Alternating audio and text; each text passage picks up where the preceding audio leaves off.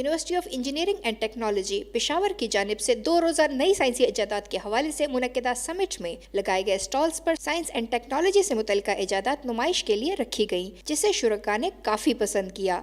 हमारा यहाँ पर जो प्रोजेक्ट है वो जेट्रोफा के बारे में है।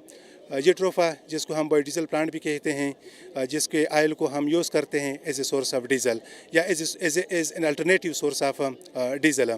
इसके ऑयल से जो बायोडीजल बनाते हैं उसका क्वालिटी तकरीबन वैसा ही होता है जो कि हाई स्पीड डीजल का होता है।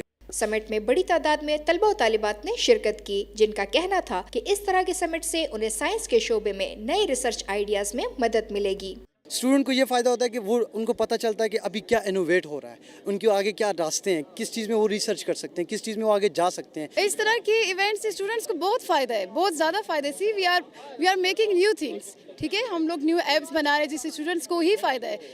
पंजाब और बलूचिस्तान यूनिवर्सिटी से आए हुए प्रोफेसर्स और तलबा ने मुस्तकबिल में ऐसा प्रोग्राम जारी रखने को वक्त की ज़रूरत करार दिया है। कैमरामैन मोहम्मद आरिफ के साथ जीनत खान, पेशावर, अब तक।